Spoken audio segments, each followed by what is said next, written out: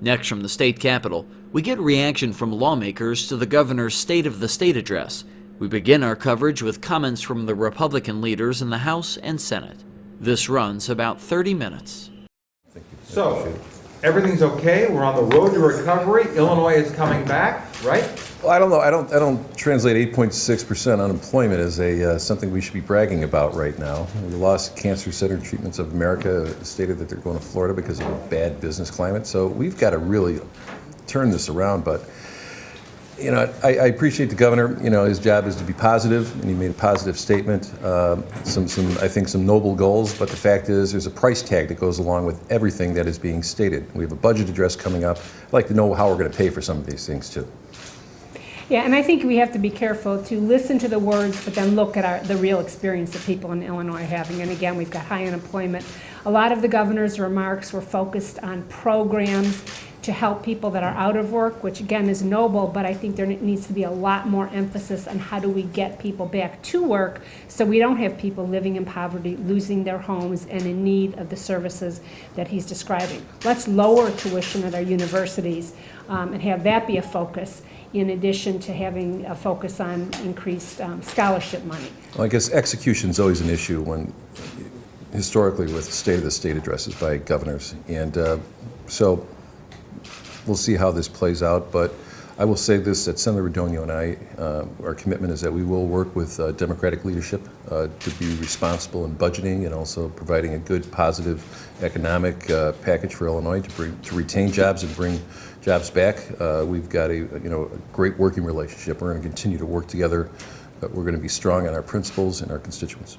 Well, regardless of who is in office and what party's in office, somebody running for re-election, I'll make the fateful words with all due respect, it's a meaningless campaign speech, regardless of who's giving it. And through that prism, what would you expect? What would one expect from the State of the State address today?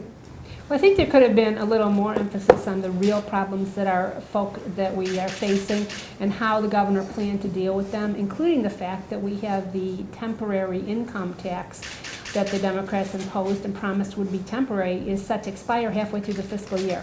Not a single mention of how he intends to handle that, or the fact that we have been rated by Moody's as last in the nation in terms of potential job growth in this state. So there were some very real problems that I think were glossed over. Having said that, it was a political speech, and he did hit some positive notes in it. So you were disappointed that he didn't talk about whether or not he favored or disfavored rolling back the income tax? Of course, it's the elephant in the room. Everyone's talking about what's going to happen halfway through this fiscal year. It's the focus of the gubernatorial campaigns, and there was not a single mention of it. Instead, a lot of talk about new programs, and as the representative pointed out, it's absolutely no mention as to how those new programs would be paid for. Do you anticipate in 3 weeks when he gives his budget speech, will the governor be pushing a progressive income tax? I think that right now that the Democrats are being very delicate in how they talk about that issue. In a sense, it could be third rail for them at this point. But I will say this, is that the House Republican Caucus is united. We are in opposition to changing the tax code in Illinois. It is going to be the death knell for businesses who are thinking about coming to Illinois, but also people are going to walk out. It's not only just the large corporations, but it's small businesses, small businessmen and women who are the ones that drive this economy. They are frustrated, they are angry, and if we change the tax code on them, it's just going to say goodbye, Illinois, and welcome to Florida, Indiana. And I've talked to them, and that's the problem, and it's a major problem. Make no mistake about it. It's not just a change in the tax system. What the Democrats are looking at is a way to get more revenue. And remember, they've gotten over $20 billion more in the last few years, and yet the problems today are as bad or worse than when the supposed temporary tax was imposed. Remember, the temporary tax was also sold as a way to pay off our state bills. I don't think the public should be so obliging about accepting Democratic's position that we need to change the tax code. And they misled Illinois. They misled a lot of people with the temporary taxes. Is it a foregone conclusion, do you think, that temporary tax will get extended before the end of session? Before the end of session? We're in the lame duck session. Well, that could be If the it problem. happens, it would be then. You know, lame duck sessions seem to be more dramatic every 2 years, and this one coming up in January could be the mother of them all. if there's going to be a change in the mansion. So I would imagine we'll probably see more of the controversial issues showing up in November and also probably after the first of the year. Where are your respective caucuses on this minimum wage question? increase proposal? Where are your respective caucuses on this minimum wage? We're generally, leave it where it's at. I mean, as it is, we're already a little out of step, but we don't think that that's where the focus should be. I mean, quite honestly, the minimum wage doesn't lift people out of poverty. Our focus, again, should be on the fundamentals of the economic side of things to create more jobs, and then make sure that we're adequately training people to access living wage jobs. But I think the minimum wage is the wrong discussion. Our caucus feels the same. You know, I've said before that if there's going to be any type of discussion about it, instead of just telling the business community, take it and leave it, why don't you work with them? A few years ago, there was an effort to negotiate a minimum wage increase, and the business community was prepared to negotiate. I'd like to see them try to do that. I would appreciate it. I think most people in Illinois think that's the right way of going about it. It's maybe unrealistic, but I think that would be a preferred way for us to discuss the issue. But I will say that our caucus is not in support, similar with the Senate Republicans. Do you think, I mean, Democrats all over the country, from the White House on down, are talking minimum wage? It's gotcha like politics. They had a conference call and they said, this is how we're gonna get them this time around 2014. Do you feel I feel it's gotcha politics, and that's unfortunate. They're going to use the minimum wage. You know, look, Democrats in Washington are suffering, and I think that their popularity through the country is waning. So they're going to use these issues to, you know, bring up the, you know, stir the emotions of the electorate. And I think that's unfortunate to use that situation and politicize it the way that they are going to do over the next year. And again, we're not unsympathetic to the fact that, you know, people are making very low wages.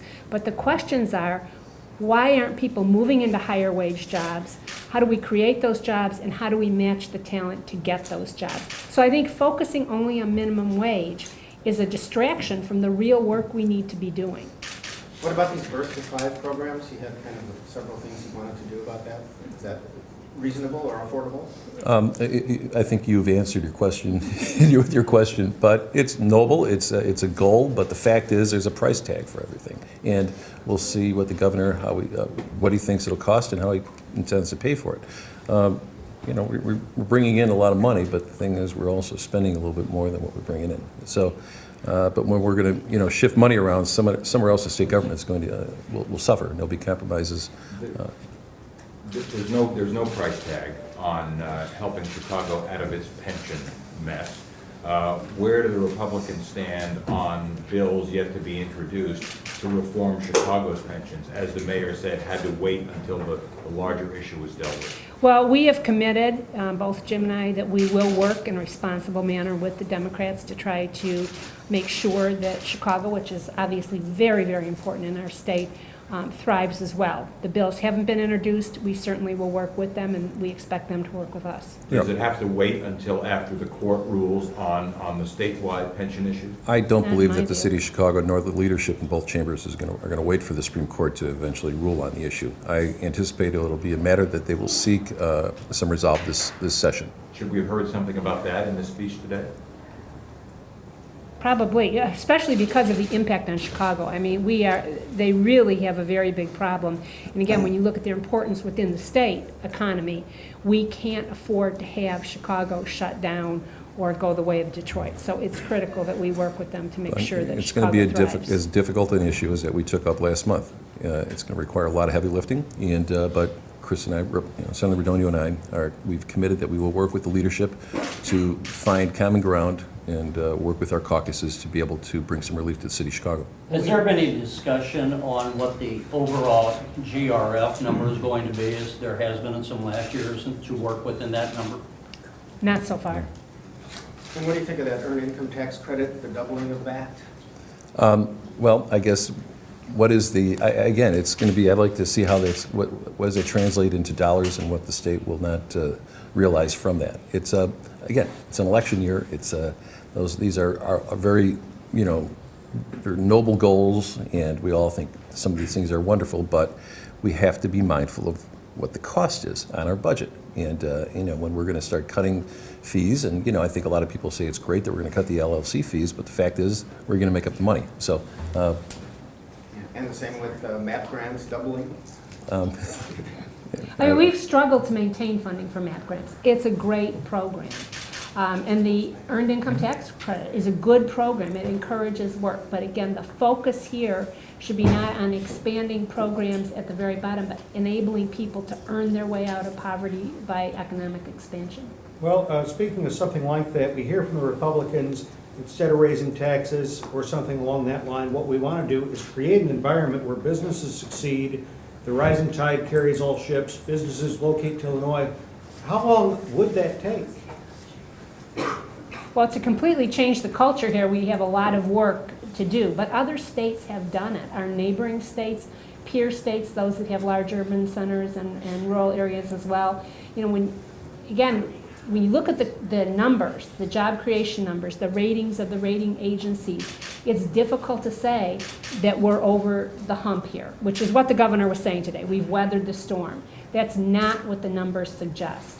It suggests we have a lot more work we need to do. But it can be done. I will just say this, that what we did last month, I think it's progress that a lot of people did not anticipate that we would be able to get done with pensions, and that is a positive step forward. But the fact is, we're not going to get our ratings moved up until there's resolution with the courts. So we're still dealing with Illinois has a lower than better, a lesser, not a very good credit rating. It's still going to require the borrowing of Illinois is going to be challenging. They're going to go out in the market, I think, next week, and in the next couple of weeks, sell $1 billion in bonds, and I'm sure the interest payments are going to be higher than they'd hoped. So it's all part of what's going on over the past 10 years. Make no mistake about it, what's happened since Radogno was elected governor. They've held both chambers, and what have they been able to accomplish other than record deficits at every level of state government? You cannot blame the Great Recession anymore when the other states in this country are doing quite well, particularly our surrounding states. So it's just the way that they've been operating, an unfriendly climate to small businesses, and that's unfortunate. But if we're going to change the attitudes in the state, we got to win more seats too. Make no mistakes about it. Is a 6-month budget something you could live with? Is that responsible? No. Talk about that? No. You think it's a likely possibility? Yes. Can you expand? Like we budget for a year, for a fiscal year, and we believe that's a responsible way of doing it. And we will work with the Democratic leadership to work on the FY15 budget. But the fact is, 6 months is let's just see how. There's a variety of reasons why they want to do it. So it's a political year, and you have to ask the Speaker and the President whether or not they feel that that's the appropriate way to go. But I think a lump sum budget is even more irresponsible. We're just telling the governor, here's your money and decide what you want to do with it. To me, we're basically abrogating what our responsibilities are down here. We shouldn't be doing it. You won't see support from Republicans in the House in either one of those types of budget requests. How's it been working with those leaders, especially you? You're fairly new at being the top dog. How's it been to work with Madigan and Cullerton lately? I've worked with the Speaker, the President, the Senate, and Senator Radogno is my state senator. So this has been very easy, but it's a great transition working with the Senate Republicans. But I will say that what we did a few months ago, and I probably sound like a broken record, but I hope that is a template for how we're going to move forward on important issues in Illinois. We were able to hammer out a very difficult issue, but I've got a good working relationship with them. I've been down here for a few years. And we respect them, but we also represent, a number of people in our chambers. So the focus will have to be a little bit different. Thank you. Thank you. Thanks. Senator Kwame Raoul, thanks for joining us again on the Illinois Channel. And what is your reaction to the governor's State of the State? First people have to realize the State of the State address is kind of recounting where we are, where we have been, and where we want to go. It's not a budget address, and so many people have expected more specifics, and I don't think that's the purpose of a State of the State address. But I think the governor did a good job of telling the story of where we've been and where we're headed under his leadership. He talked about taking over at a very difficult time after having 2 consecutive governors go to prison, after dealing with a lot of corruption that kind of crippled our state and had our state spiraling. And he talked about the reforms implemented since he's taken over, from campaign finance reform to ethics reform, pension reform, Medicaid reform, workers' compensation reform, that has changed the trajectory of our state. A lot of people want to characterize it as to how we compare to states nationally right at this point. but they don't want to talk about the trajectory. And I think he did a little bit of that by talking about how over the last 6 months, Illinois has led the Midwest in terms of job creation, and we're projected to continue to do so in the months to come. And that's an important factor to look at in terms of assessing whether we're doing the right things and whether we're headed the right direction. As we progress, just as the president mentioned last night and the governor talked about today, we have to make sure that the masses of people aren't forgotten, not just the wealthy benefit from economic recovery, but hardworking people who would be our middle class have a pathway to the middle class. Your area, your district represents a lot of downtown Chicago. As I say, when tourists come and see the sights in Chicago, they're spending a lot of time in your district. When you go through your district, how is it doing economically? What's kind of the state of the 13th district? Well, it depends on what part of the 13th district you're in. If you're on the northern end of my district, which is the downtown area, there are a lot of people benefiting from the economic recovery.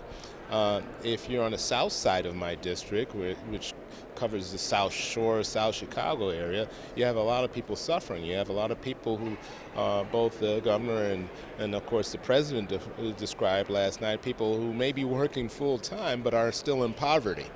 And that ought not be. We have to do something about the minimum wage. Senator Lightford has been waving the flag and leading us to try to do something about minimum wage here in the state of Illinois. Of course, a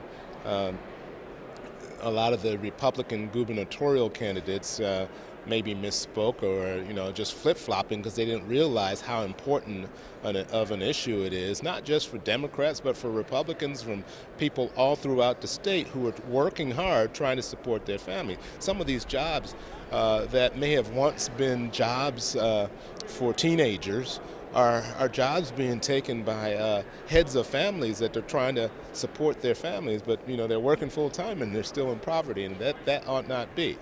The president talked about last night that in comparison to the minimum wage under the Reagan administration, the buying power is 20% less. That means we haven't caught up. We haven't kept up with inflation, and the minimum wage is not where it ought to be. Let me ask you, another irony of history is the day today when we're hearing the State of the State. It's also the 5th anniversary of the impeachment of Rod Blagojevich as governor. You were in the Senate. What are your thoughts over what has transpired over the last 5 years relative to the state of Illinois? Well, if you can remember back then, under the Blagojevich administration, we had a divide in the legislature. We had one chamber that didn't work well with the other. We had partisan divide. We had regional divide. And since we've done a lot of things that have been bicameral and bipartisan and multi-regional, we've worked collectively to solve some of the state's biggest problems. And you have to credit various members of the legislature for doing their work, but you have to give also credit to the governor as well, because you do need leadership at that executive level. Lastly, I'll close out for those who don't know. You were carrying the ball, so to speak, for a lot of the big bills in the last 3 or so legislative sessions. Gun control, the pensions, death penalty, which has been eliminated in Illinois. Does any one stand out that you're most proud of? The death penalty was the most emotional bill. However, the most complex sort of negotiation and time-consuming negotiation was probably the workers' comp reform bill, and the ability to kind of spend day after day, consecutive day after day, chipping away at it and seeming like it was going to fall apart at certain points, and getting it done for an issue that's not a sexy issue. but an important one nonetheless, it was a period of development for me, and it was a period where I was able to get to know certain colleagues and work closely with certain colleagues, such as Representative Bradley. We did a pretty good good cop, bad cop routine to navigate ourselves to getting things done. So, it's difficult to prioritize one thing versus the other. The concealed carry negotiation, a lot of people were confused about what my posture was in a very complex negotiation. It's not as simple as saying you're pro-gun or you're anti-gun, because I don't think it's about that. I don't think people who are anti-gun violence are necessarily anti-gun. And I don't think that at all that people who are pro-gun rights are pro-gun violence. And we had to disabuse people of that opinion that was the case, and get people to talk to each other to kind of navigate ourselves to a compromise bill, which we did. All right, well, Senator Raoul, thanks for joining us. Hope you have another good session. All right, thank you. Senator Kirk Dillard, thanks for joining us on the Illinois Channel. And as you just heard the governor's State of the State address, what's your thoughts? Well, my thoughts were more about what he didn't say than what he did say. He should have told us what's his plan to roll back a 67% income tax increase that he and his party said was going to be temporary. And you got to have a lot of perfume in the governor's press secretary or arsenal to cover up the fact that we are rated 50th by 2 national surveys for 2014 in economic outlook. I mean, we are second in the nation in out-migration of people, so people are moving with their feet, so they don't see the optimism of Pat Quinn. And we are rated the 3rd worst run state in a Wall Street Journal survey. So things are not as rosy as Pat Quinn says they are, and it's time for a real restructuring of state government and to force the General Assembly to live within its means and make Illinois competitive again with the rest of the Midwest by lowering taxes and having a better regulatory climate. Regulations stifle economic development just like taxes do. It's no surprise, I would think, to anyone watching the Illinois Channel that you're a candidate again for governor for the Republican nomination. If you had been giving the State of the State address, did you have any initiatives specifically that you would have introduced? Well, I certainly would have told the people that I'm going to make my lieutenant governor be the repealer, as I call her in Illinois. My running mate, Jill Tracy, representative from Quincy, whose family runs a great company, Dot Foods, that employs a lot of Illinoisans and knows what it's like to have to compete with the rest of America in the Midwest.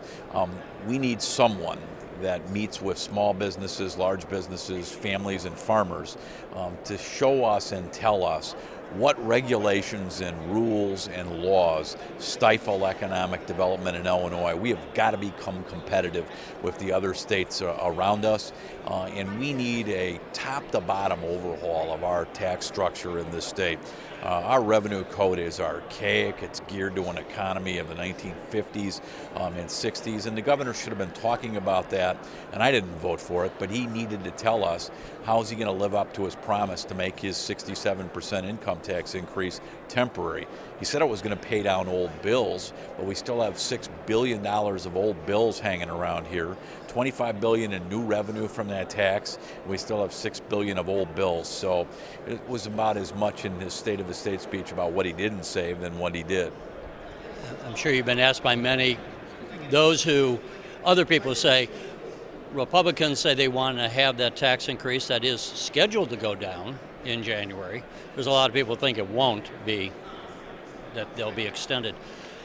But they say if you're going to have that go down, then where are you going to cut? How are you going to make up that $6 to $7 billion in revenue shortfall? Well, I start with growing the economy. You know, we rate dead last in economic outlook in 2 national surveys, and the best way to put more money in the state treasury is to do it by a growing economy.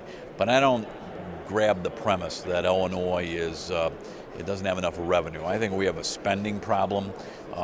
You've got to go after and get folks who are ineligible to be on Medicaid off of our Medicaid rolls. We spend more on Medicaid than we do on education in Illinois. That's not Kirk Dillard's priority whatsoever. The Democrats have added 500,000 people to Medicaid recently, and it's my job in terms of welfare fraud and waste to get people off of Medicaid who are not eligible by law to be on it. The Democrats won't purge those rolls. We know we have literally tens of thousands of people who are on some form of public assistance or welfare or Medicaid who don't, under law, deserve to be there. And you get better medical care for a single mom or a senior citizen if we purge the rolls, let alone the tax savings. So it's Medicaid and it's growing the economy is how I would put this state back on fiscal footing. I've done it before as Governor Edgar's chief of staff, working with the Democrat legislature, and we're all in this together. We need a two-party system in Illinois. It's been dominated by one party and one city for too long, and it's time to make us the economic capital again of the Midwest and make us competitive against all our Midwestern neighbors economically. All right, Senator Dewar, thank you. Thank you, Terry. Thank you. Senator Mike Nolan, thanks for joining us on the Illinois Channel. And you just heard the governor's State of the State address. What are your thoughts? Well, Terry, what I heard from the governor, my takeaway is essentially that we do basically three things here in the state of Illinois. We educate, we medicate, and we incarcerate. If we do not educate, we will medicate, and if we do not medicate, we will incarcerate. He spoke about workforce development. He talked about putting more money in education, particularly in preschool, where we can intervene, if you will, in a sense, in a child's life for the better, to put them on a track that is going to make them productive members of society, particularly those who are at risk, many times in our more urban areas, such as the area that I represent in the Elgin-Schaumburg area. So, and I think that he's committed to that through his Birth Through 5 Years initiative that he announced today. I think that he's committed to doing that by trying to raise the minimum wage, which I will support, and the Earned Income Tax Credit, all which will put more money in our economies, help money circulate, and help broaden our economic base here in the state of Illinois. We're on the road to recovery. There's a lot more to do. I think the governor went a long way to assist in that further recovery today. On the minimum wage, what do you say to those maybe small businessmen who say, where am I supposed to come up with more money? I have a pizza place maybe, I got to compete with frozen pizza in the grocery store and I can only charge so much. What do you say to those, or in a larger context, that it would make the state of Illinois less competitive? Well, I say that when there's more money circulating in our economy, and you know, it was interesting that President Obama drew attention to somebody who owned a pizza parlor in Minnesota last night, explaining how they raised their minimum wage, the wage that they pay at that work site, to $10 an hour. What that means is that more families can actually afford those pizzas. There's more money circulating in the economy. They're going to sell more of those pizzas. They're going to be able to expand perhaps their businesses and hire more people, which will only have a multiplier effect to the positive for our economy here in the state of Illinois. And as we stand here, it is the 5th anniversary of the impeachment of Governor Blagojevich, and only 5 years ago that President Obama. So it was kind of an odd period for Illinois, where we went from the election of a president to the impeachment of a governor. Right. What are your thoughts looking back over those 5-year period and where we were and where the state has come? We've come a long way. The governor mentioned some of the reforms that we made. As a matter of fact, I had the great honor of sponsoring the recall bill for governors here in the state of Illinois. It's now part of our Constitution, where if we have a governor who is behaving badly, such as our former governor had, that the people, through the power of petition, will be able to recall their governor. And I think that's one measure. We've made a number of other improvements with respect to campaign finance reform here in the state of Illinois.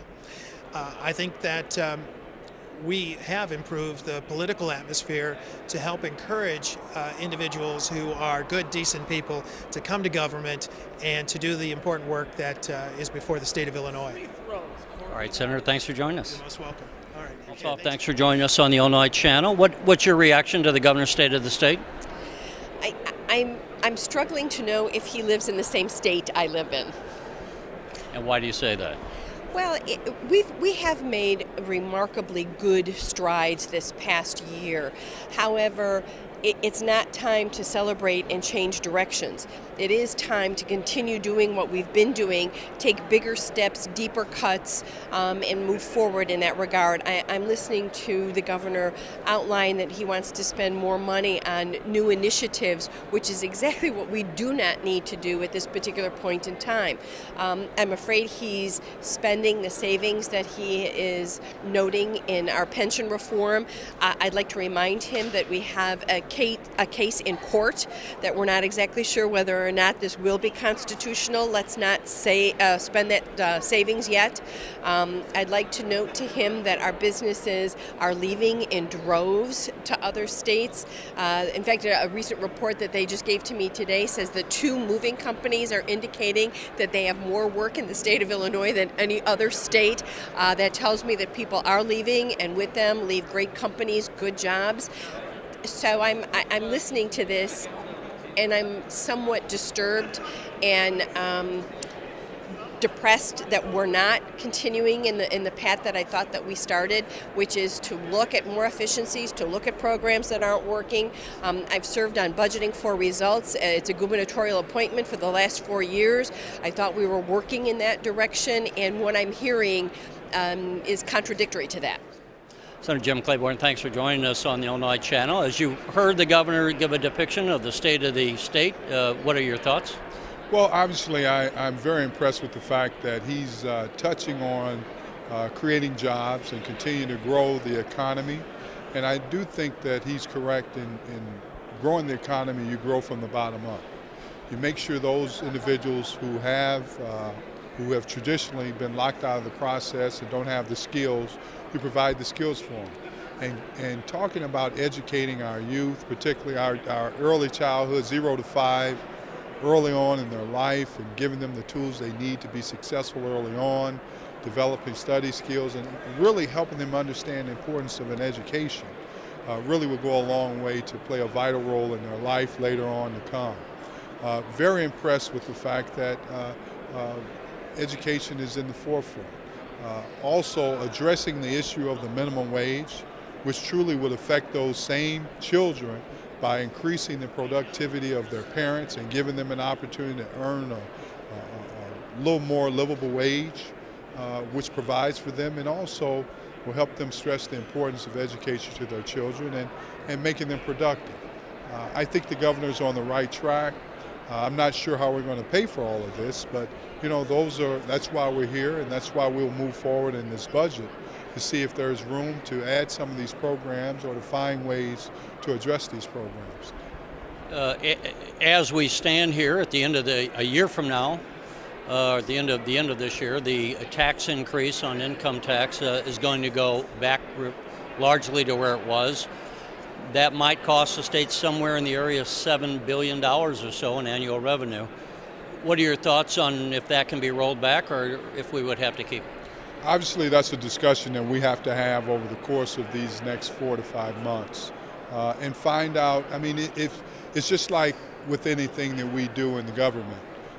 Those who pay, including myself, a taxpayer, we're entrusted to make sure these funds are spent in a manner that's beneficial to all that who pay, to grow our economy, to provide essential services, schools, roads, health care, and those things that people use on a daily basis to sustain their livelihood. So that's a discussion we must have. I know that there are individuals on both sides. At this point in time, personally, I need to see how we will continue to use the funds and make a determination what my position will be going forward. Let me ask you, lastly, your Senate district, would, like all Senate districts, takes in a number of communities, but I think East St. Louis is at the major community in your district, if I'm not mistaken. How are things in East St. Louis these days? Things are improving, but we have a long way to go. We're trying to get our school system in place, back, being productive and providing the quality of education that it needs for the individuals I serve. We also have to be a little more aggressive in creating jobs and opportunities. People act and respond differently when they have a good paying job. they have a lot of hope. They see the future's bright, and they're willing to invest more in their community as well as in their personal lives and their children's lives. So we have to continue to look to create jobs to give our children and our families hope. All right, Jim Claiborne, thanks for joining us. Thank you. Appreciate you. Good seeing you. Senator Dale Ryder, thanks for joining us. As you heard the governor's State of the State address, what are your thoughts? Well, I mean, the State of the State is always the traditional opportunity for the governor to do a little cheerleading or recounting of what he thinks are the bright spots of the last calendar year. But kind of once we got beyond that, I think that the portrait that the governor is trying to paint about what Illinois looks like is significantly different than the subject that he's actually painting. The governor's not talking about unemployment issues. He's not talking about the lack of economic opportunity. He wasn't talking about the backlog of bills. He wasn't talking about other issues that are serious challenges that we have to deal with here in Springfield. Instead, the governor was talking about expanding the reach of government programs through more government spending, which obviously comes with more taxes.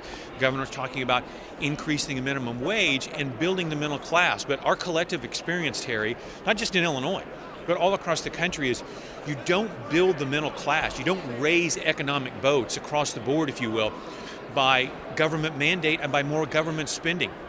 You do that by allowing individuals and families to spend more of the hard-earned money that they've made and let the economy flourish and let the private sector create those jobs.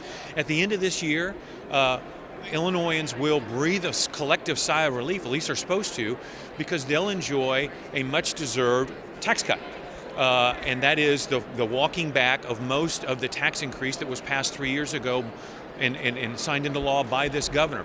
That's what we need to start rebuilding the Illinois economy, is giving Illinoisans back more of their hard-earned dollars. And yes, trimming spending at the same time to make sure you have a balanced budget.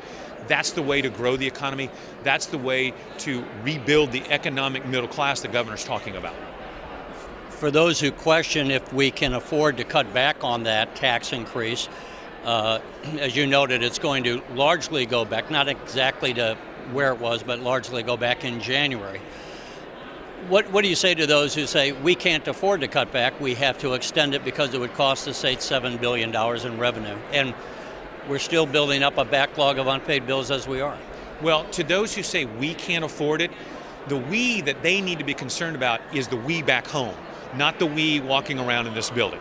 The simple fact is, the fact that what we should look at in whether or not people can afford to allow the tax increase to sunset is, again, the unemployment numbers, which are higher than all of our neighboring states around us. The unemployment figure, which is higher than states like New York, California, Texas. Okay, Illinoisans, the hardworking Illinoisans who pay the bills to support this place, they can't afford not to have that tax cut go in place. And that's why we need to be for it. And that's why, yes, we need to trim spending in order to get down to that point. We need to be honest about that. And the governor, as the leader of the state, needs to be first and foremost about, okay, if he believes building the middle class means building economic opportunity, then what's the plan to allow that tax cut to go into place and bring down government spending to make sure we have a balanced budget? Was there anything you didn't hear that you would have liked to have heard?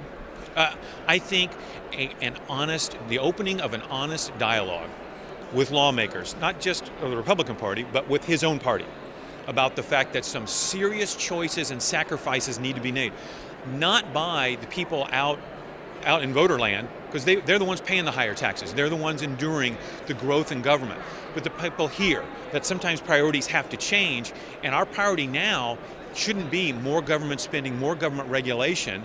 It ought to be scaling back on those things, again, to allow individuals and families back home to keep more of their hard-earned money and spend the money as they deem fit. All right, Senator Ryder, thank you. Hey, thank you, Terry. Good seeing you. The Illinois Channel's coverage of legislative issues is underwritten in part by AARP Illinois.